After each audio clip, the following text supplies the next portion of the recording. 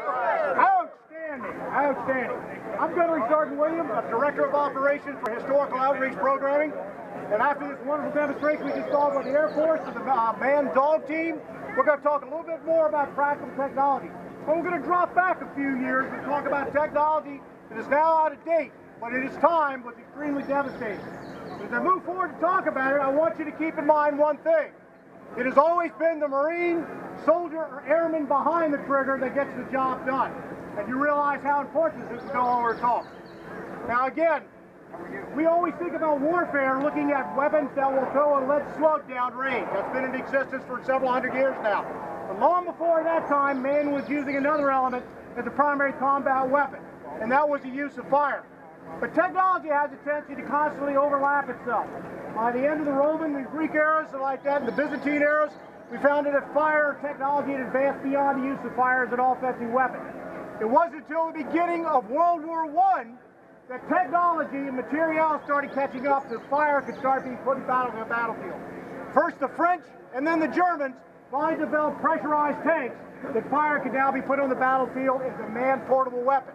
But those early weapons, even like the ones being used during World War II, were not user-friendly.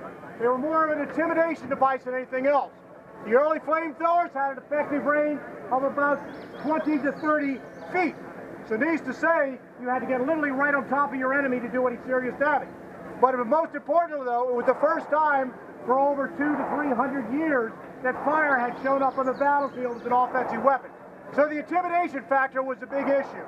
By World War II, surprisingly enough, the flamethrower started to come into use, but the United States had fallen way behind the power curve in the technological development. When we first went into Guadalcanal, the Americans were still using the old Mark I flamethrowers. What made these a problem was they shot straight gasoline.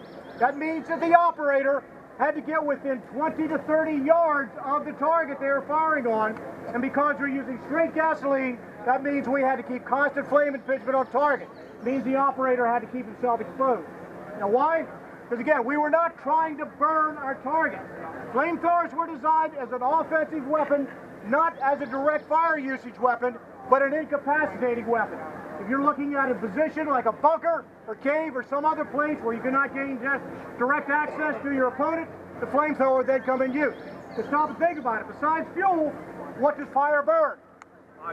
Oxygen, air. So it was actually looking at oxygen deprivation against the opponent. We can put flame impingement over top of a bunker, into the mouth of a cave, to disable the people inside.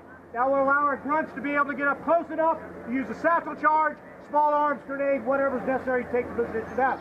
The problem is, as I said earlier, with the early weapons that were firing straight gasoline, that means the operator had to get close into the target, as much as 20 yards away. Most of you who have seen the news today know with dealing with small arms, that's danger close. It also meant that the operator had to keep constant flame impingement on the target. It wasn't until we got later in the war that we overcame that. Ironically, we actually overcame it not using American technology and know-how, but American ingenuity, copying Japanese technology. What we used to originally call as napalm today was originally developed for flamethrowers. But we were not the first ones to design and choose it. The Japanese were. The difference being is after Guadalcanal, the Japanese went on the defensive, we went aggressively on the offensive.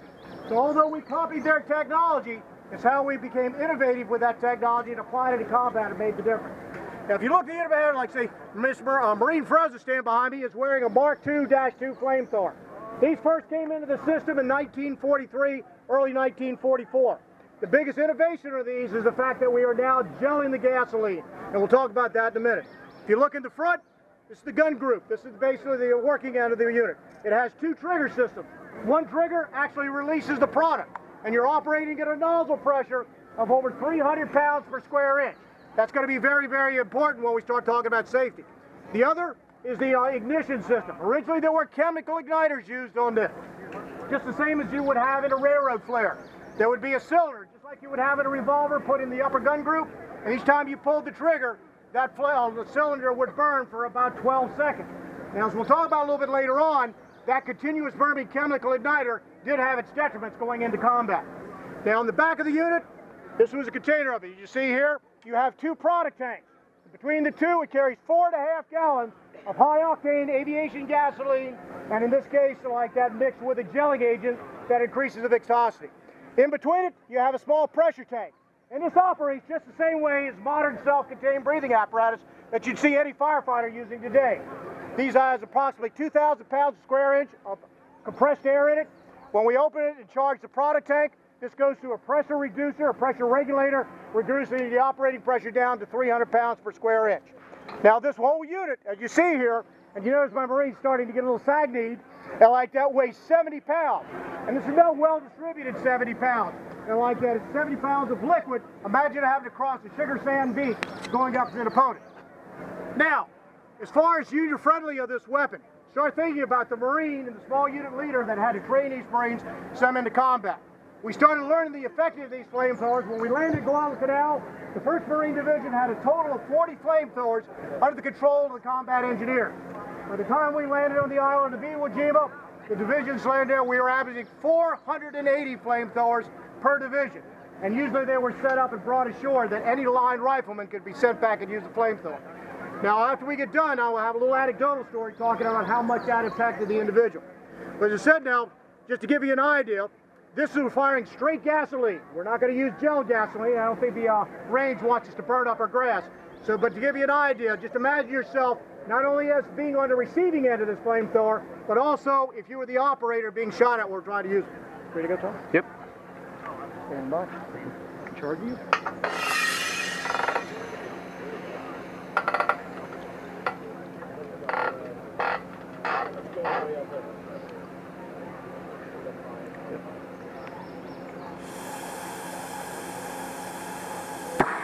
Let's walk that a little bit.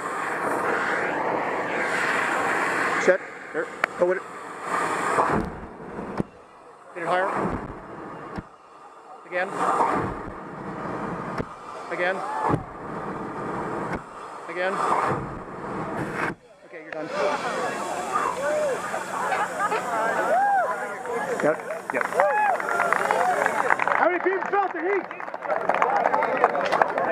Now. It's lighter.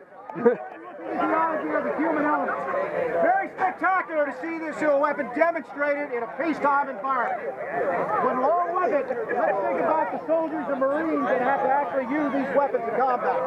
A little anecdotal story. I had the privilege to interview a combat veteran that had landed on the island of Iwo Jima. He was part of a blowtorch and corkscrew team. There was 2 flamethrower operators supported by 2 Browning automatic riflemen.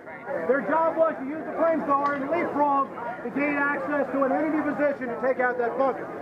This Marine describes to me what happened to him and gives you a little bit of idea of the human element. Describing to him, he says he and his partner had started moving against an enemy bunker. They were going to try to take it out. His partner had already moved about 50 feet ahead of him. He had charged his product tank.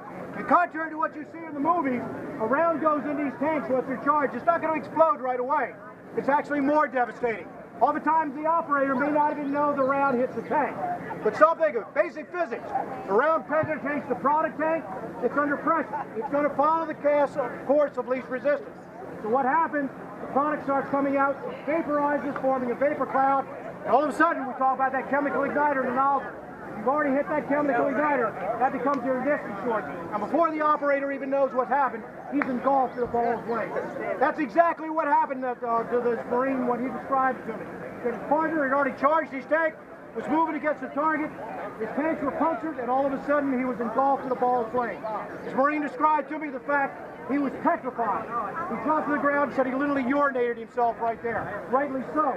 It can be extremely devastating to see your partner going up like that and seeing yourself carrying the same tool. With training, dedication, and esprit de corps, this Marine realized no matter how scared he was, Marines' lives depended on him.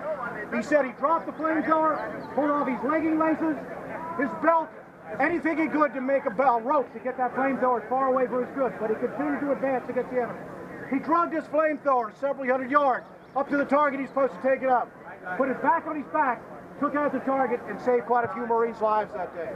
It's the epitome that every one of our servicemen, past, present, and future, is the ethos we go by.